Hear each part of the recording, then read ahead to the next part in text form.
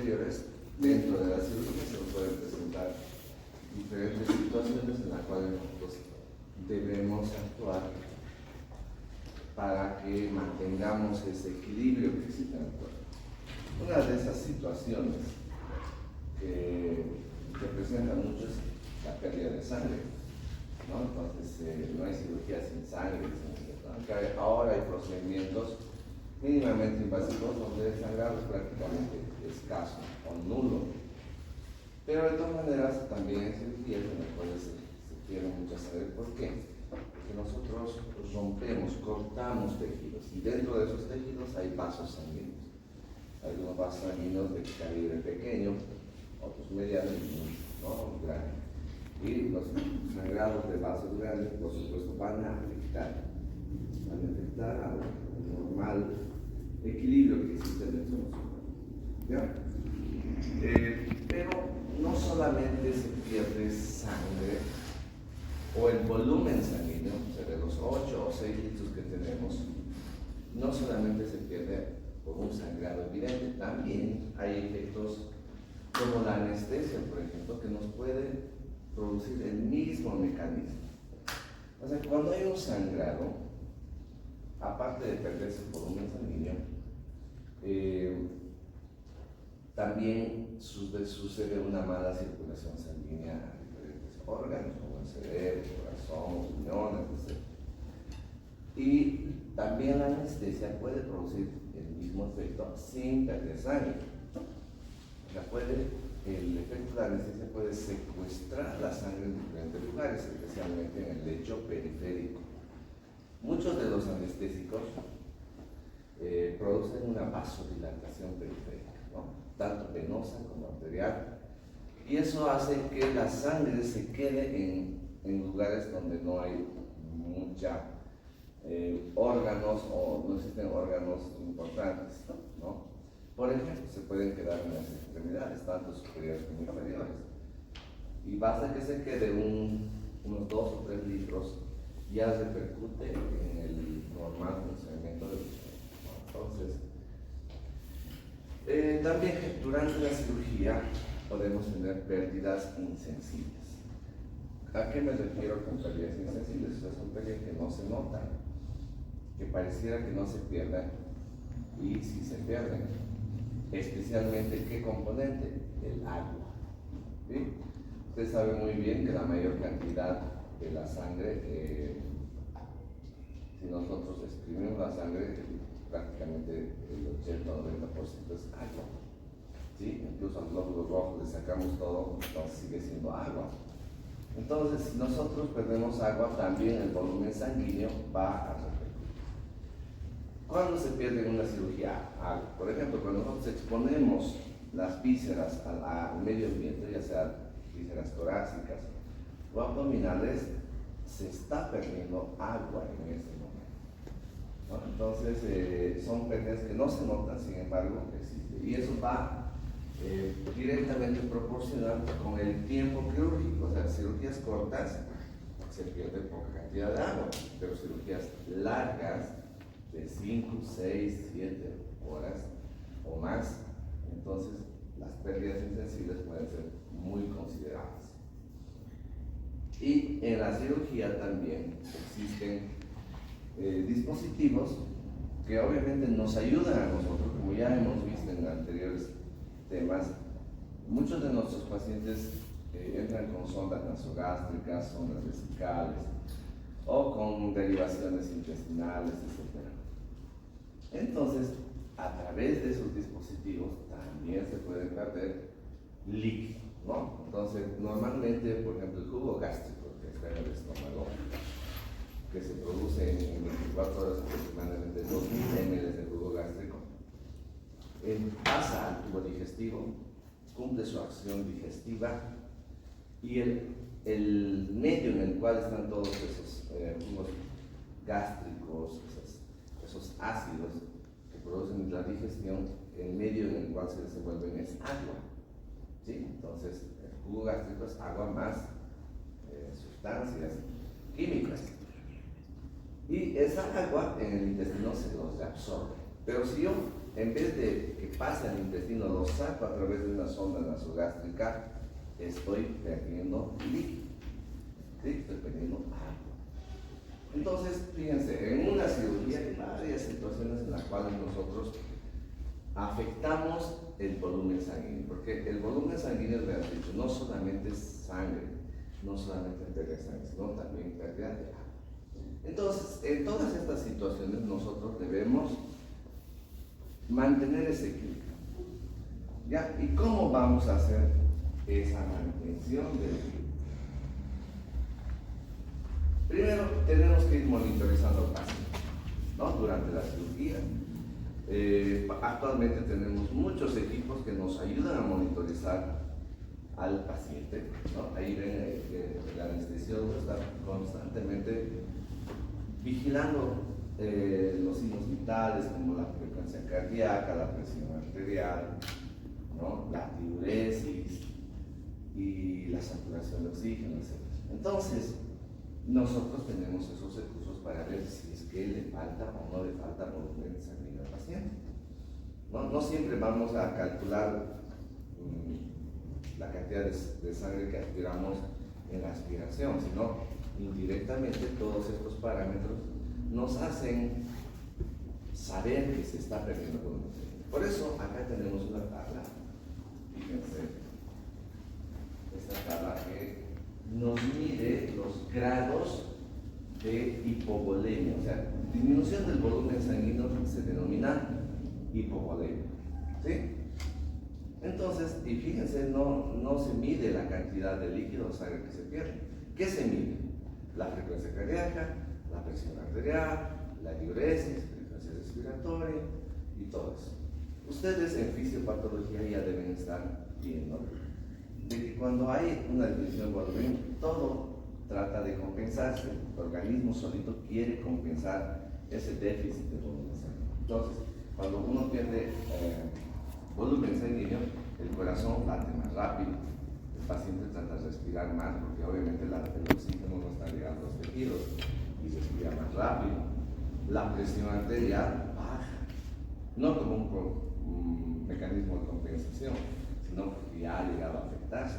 En una primera instancia la presión sube queriendo compensar ese déficit de volumen, pero cuando ya no se puede compensar, entonces baja la presión. Y ya les he dicho en clases anteriores, la diuresis. La diuresis para nosotros no solamente es ver el color y las características de la orina, sino es la cantidad de orina que sale en una hora según el peso del paciente. ¿Eso qué nos sirve? ¿Para qué nos sirve? Para indirectamente evaluar el volumen sanguíneo. ¿Sí? Entonces, para nosotros en cirugía, y como les he dicho, la diuresis es un indicador de cómo está el volumen sanguíneo en nosotros. Y así hay otros parámetros, ¿no? Entonces tenemos frecuencia cardíaca, presión arterial, frecuencia respiratoria, la cantidad de diuresis, síntomas del sistema nervioso central. ¿Se acuerdan cuando estábamos viendo el examen físico general? Hemos clasificado el estado de conciencia del paciente. Entonces, desde un estado vigil, como ser despierto, pasa por una somnolencia, letargo, hasta llegar incluso a un coma, ¿no? Entonces son los grados, las escalas que existen del estado de conciencia. Entonces también ese parámetro nos hace evaluar que hay pérdida sanguínea. Entonces, con todos estos recursos que nosotros tenemos y que se lo monitorizan constantemente en este tipo de aparatos, como son monitores que tenemos, nosotros podemos primero identificar si le falta o no le falta volumen a este paciente. Eso es lo primero, ¿no? Indistintamente de que nosotros estemos aspirando sangre y podamos medir la cantidad de sangre que ha salido, 1000 ml, 2000 ml, etc. Entonces, este tipo de cuadros nos van a ayudar a saber qué hacer, ¿no? Por ejemplo, una hipovolemia grado 1, el paciente prácticamente está normal. No hay alteración en la frecuencia cardíaca, ni la frecuencia respiratoria, ni tampoco la presión arterial. O sea, ¿por qué? Porque la pérdida de sangre o del volumen sanguíneo es mínimo, o sea, menor a 750 ml. Es un poquito más de la cantidad que uno dona cuando va al banco de sangre, ¿cierto? Pero ya si hay una mayor cantidad, entre 700 a 1500 ml, Fíjense, ya el paciente empieza a estar taquicárdico.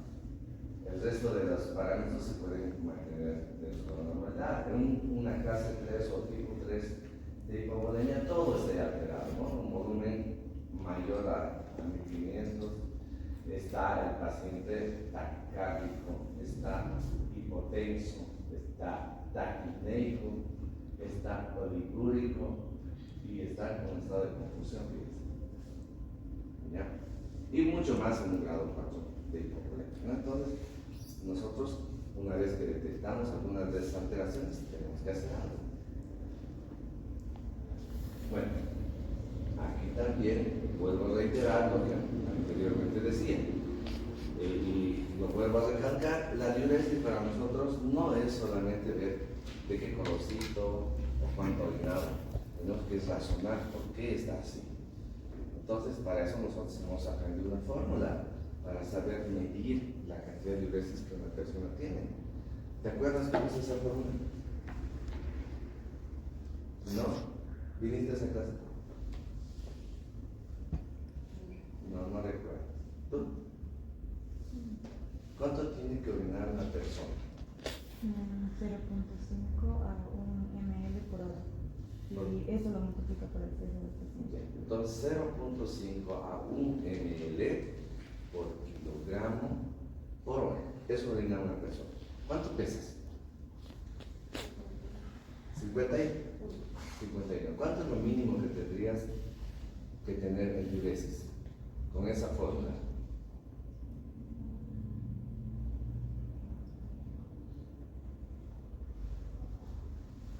.5 por 51, ¿no es cierto? Eso es lo mínimo. ¿Cuánto sería eso? 25,5 ml. Esa es la cantidad mínima que tendrías que orinar.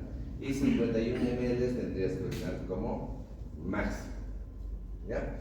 Entonces, si uno, en este caso, si su compañera tiene una diuresis menor a 25,5, entonces entra en oliguria. Y si tiene menos de 5 ml de diuresis por hora, es una anuria. ¿Ya?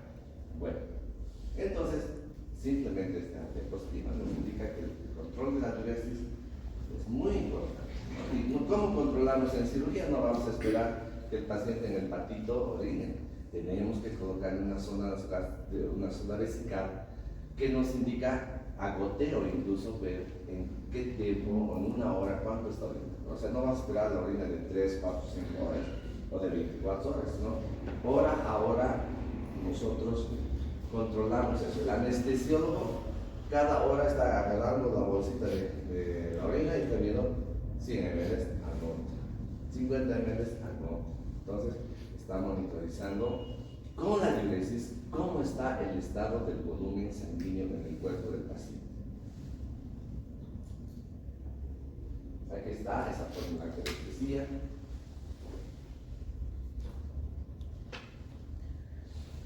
Entonces, cuando hay una pérdida de volumen sanguíneo, el paciente, nosotros debemos evitar que llegue a un estado de shock. Vamos a hablar del shock más adelante en otro tema, pero cuando uno pierde el volumen sanguíneo, entra en un tipo de shock, de los varios tipos de shock que tenemos. ¿Cuál es el tipo de shock que entra el paciente? El shock hipovolémico. Sin embargo, en la cirugía, como algunos pacientes son sometidos a la anestesia, puede haber un origen mixto del shock. Por ejemplo, habíamos indicado que los anestésicos pueden producir una vasodilatación. Ahí no está perdiendo sangre, sino que está pasando, se está vasodilatando el paciente. Entonces, puede ser un shock neurogénico producido por la anestesia, más un shock hipovolémico producido por un sangrado o pérdida de sangre o de agua o por pérdidas insensibles, ¿no? Entonces, cualquiera de esos tipos de shock puede suceder. En este caso, acá en esta diapositiva nos está hablando del shock neurogénico que produce la anestesia, pero también el sangrado produce otro tipo de shock, que es el shock hipovolémico. Bueno, entonces nosotros ya hemos diagnosticado, ese paciente está taquicárdico, ya sea por anestesia o ya sea por pérdida de sangre, y tenemos que hacer algo. Entonces, la mejor forma de compensar a ese paciente, si ha perdido volumen, yo le tengo que reponer su volumen sanguíneo. ¿Sí? Entonces, si ha perdido 1500 de agua, yo tengo que tratar de compensar esa pérdida de 1500 de agua o de sangre, o ya sea por un shock neurogénico, entonces tengo que darle una reposición. Y fíjense, nosotros, ustedes en medicina, van a aprender diferentes formulaciones para poder compensar esto. Nosotros los cirujanos, un poco empíricamente, hacemos nuestro tratamiento de compensación. Los terapistas usan este tipo de fórmulas, ya por el peso corporal y etcétera, ¿no? Y por ejemplo, hay estas fórmulas en las cuales, por ejemplo, podemos usar que está dado en función a las horas de cirugía que uno tiene, ¿no? Por ejemplo, no es lo mismo dar en una hora, en la segunda y en la tercera hora de cirugía, o sea, varía la cantidad de líquidos o de compensación que tengamos que hacer. Y lo mismo, no es lo mismo darle una solución fisiológica, una solución líquida, o darle sangre incluso. Entonces nosotros tenemos que saber de cada uno de estos componentes cómo se dan los valores. Este es solamente un ejemplo, ¿ya? Como les digo, hay otras formulaciones, hay otras maneras de dar líquidos a los pacientes.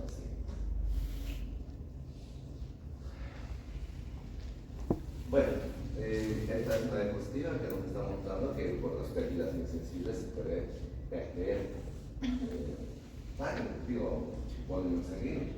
Por ejemplo, cuando son cirugías con incisiones pequeñitas, o sea, cirugías pequeñas, ¿no? Se pierde aproximadamente entre 3 a 5 ml por kilogramo por hora de cirugía.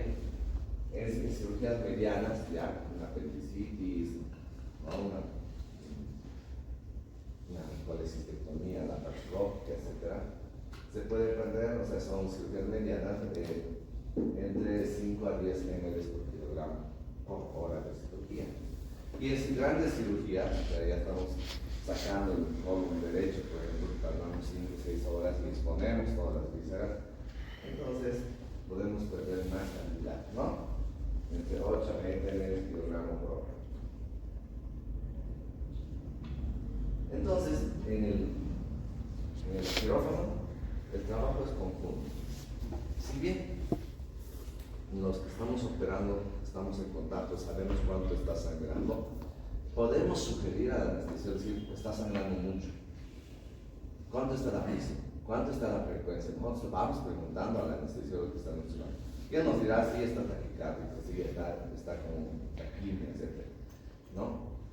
O al revés, el anestesiólogo también se va fijando, muchas veces nos dice que está sangrando mucho, ¿no? Entonces agarra su suero y empieza a ponerle mayor cantidad de volumen. Entonces el trabajo siempre es conjunto, ¿no? Hay una coordinación permanente que tiene que haber en la cirugía.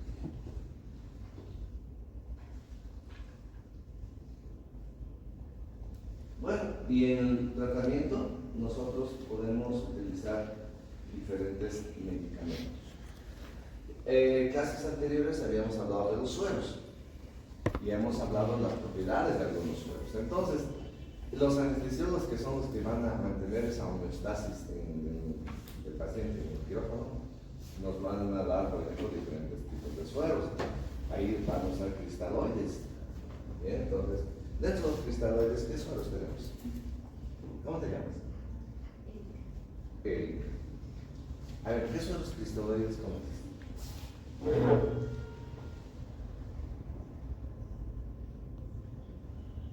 No. A ver, ¿tú? ¿Cómo te llamas? Diego.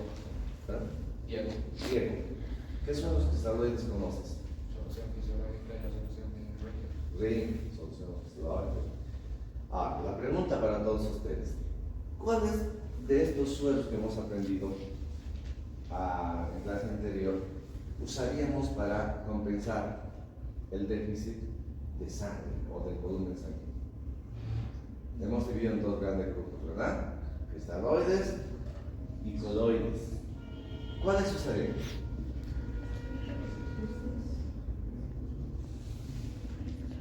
¿Qué dicen? Hemos hablado de eso, ¿no? Incluso hemos dicho ahí en uno de los tipos coloides, como los acciones coloides tipo GA, que están en su término, no usar en forma inicial por periodos de hipovolemia, eso está contraindicado. Siempre vamos a comenzar a dar sueros de tipo cristalino. ¿Por qué? Porque tienen electrolitos.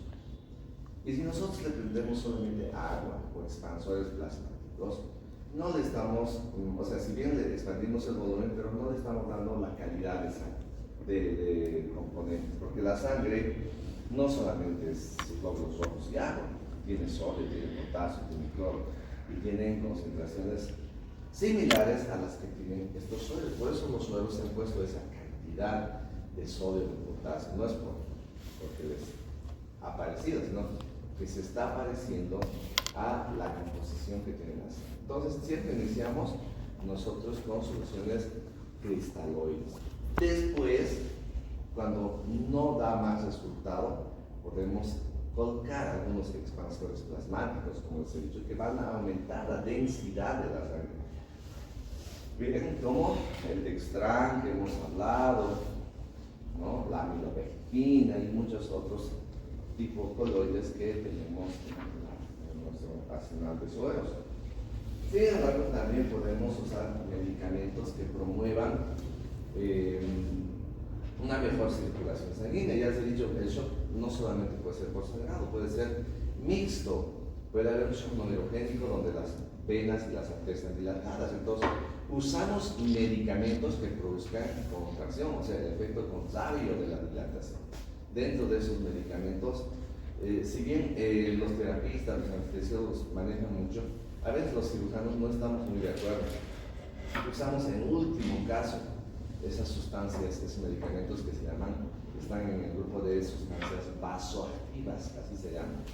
Pero todos tienen una forma de tratar al paciente, ¿no? Entonces, los terapistas, los anestesiólogos, cuando notan un déficit de volumen, no solamente le ponen suero, pueden colocar estas sustancias vasoactivas, como por ejemplo está la adrenalina, la noradrenalina, la dopamina, la dopatamina. Todos estos son medicamentos que producen una vasoconcisión, aumentan la frecuencia cardíaca y con eso promueven una mejor circulación de sangre en los tejidos. Entonces, fíjense, pueden usar ese tipo de medicamentos. Ahí están las dosis que se utilizan. No estamos en farmacología, simplemente los estamos nombrando. Yo mismo, por ejemplo, yo no sé manejar, porque por ejemplo la dopamina, según la dosis que se maneja, tiene un efecto alfa, hay un efecto beta, ¿no es cierto? Entonces, ¿cuál de los efectos quiero lograr con la dopamina?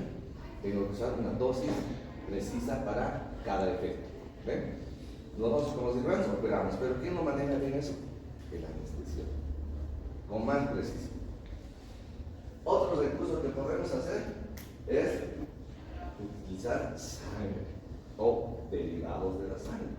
Actualmente no se usa la sangre entera, se usan los concentrados de glóbulos rojos. ¿Por qué se está haciendo eso? Porque se han dado cuenta, estudios de años que se han hecho en diferentes lugares, han demostrado que es mejor dar solamente la parte globular, o sea, glóbulos rojos nada más. A través de métodos de precipitación, separan de la sangre la parte plasmática y la parte globular y solamente ponen glóbulos rojos. Entonces, esos son los famosos paquetes globulares. ¿Por qué? Porque el plasma puede producir una especie de alergia al paciente, reacción inmunológica en los pacientes. ¿Sí? Por mucho de que la sangre sea el mismo grupo sanguíneo, es una sustancia extraña para nuestro cuerpo. Y por eso, que en el preoperatorio, a todos nuestros pacientes que vamos a operar ya le hemos pedido grupo sanguíneo, ¿verdad? Porque tenemos que, en caso de necesitar transfusión, siempre debemos darle el mismo grupo y factor del paciente, una transfusión, ¿no? Y si en caso no tenemos ahí, Ustedes ya saben qué tipo de sangre dar a una persona que no sabemos cómo es sanguínea, ¿no? Los donantes universales, ¿qué grupo es? Grupo O, RH negativo, es el donante universal. En cambio, existe un grupo sanguíneo que es el receptor universal. ¿Cuál es? ¿Ah? El AB, grupo tipo AB, RH posible, ¿no? Entonces recibe de todo, porque tiene un grado de inmunológico de su sangre escaso, ¿no? Dentro de los medicamentos también que últimamente han aparecido y están dentro de nuestro arsenal y nosotros usamos, no estamos conformes con la cirugía laparoscópica, le hemos sacado la vesícula y nos ha quedado el lecho hepático donde estaba la vesícula, un poco así bloqueando unas sangrecita, coagulamos, no para el sangrado. Bueno, ¿qué hacemos? No vamos a estar 2 o 3 horas queriendo coagular, quemando todo el tiempo, no. Tenemos medicamentos y existe el ácido tranexámico, uno de nuestros medicamentos que ha logrado detener el sangrado. ¿Sí? ¿Cómo funciona el ácido tranexámico? Ustedes saben por fisiología que la sangre puede coagularse en cualquier momento, pero existen sustancias dentro de nuestro cuerpo que evitan la coagulación. ¿Se acuerdan qué sustancia es esa? No, esa no tenemos heparina en nuestro cuerpo. Existe una sustancia anticoagulante que el cuerpo lo produce normalmente, porque si no, ustedes sentados ahí, la sangre está en éxtasis en sus piernas porque están apretando la circulación, no está circulando bien. Entonces, cuando la sangre no circula, se puede coagular. Y para que no se coagule esa sangre, el cuerpo produce una sustancia. ¿Se acuerdan cuál es? ¿Quién ha sido su profesor de fisiología? ¿Quién ha sido el profesor de fisiología del año pasado? Tú estabas en este curso, ¿no? ¿Quién ha sido? Mirna, ¿su acabado? Le voy a decir a la doctora Mirna que no les he enseñado eso. Se llama la plasmina, que es nuestro anticoagulante natural. Entonces, ¿qué hace el ácido tranexámico?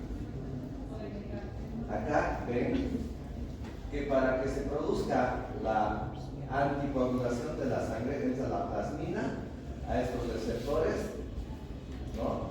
Y se introduce ahí, se acopla para que no se produzca la coagulación. Eso es lo que hace la plasmina, pero el ácido tranexámico, cuando lo introducimos ácido tranexámico, se va a ir a ocupar esos espacios que ocupaba normalmente la plasmina y obviamente promueve una mejor coagulación, especialmente en lugares de sangrado. Ese es el mecanismo sencillito para que ustedes entiendan de cómo actúa el ácido tranexámico. Aquí es lo mismo, ¿no? Que nos está explicando el sistema fibrinolítico que tiene la plasmina, ¿no? Para que la plasmina actúe, primero tiene que activarse. Normalmente la plasmina está en un estado inactivo que se llama plasminógeno, que se activa obviamente cuando hay éxtasis sanguínea, etc. Y el plasminógeno se convierte en plasmina y hace que se evita que la sangre se coagule. Entonces, ese es el mecanismo. Usted ya lo debe aprender muy bien en fisiología. Lo mismo. También salió otra mensaje. Bueno, vamos a quedar aquí, vamos a hablar de la hipotermia en la siguiente clase. Porque el paciente también puede estar en hipotermia, y aunque ustedes no crean, la hipotermia es uno de los factores muy peligrosos para que el paciente pueda tener complicaciones dentro de la cirugía.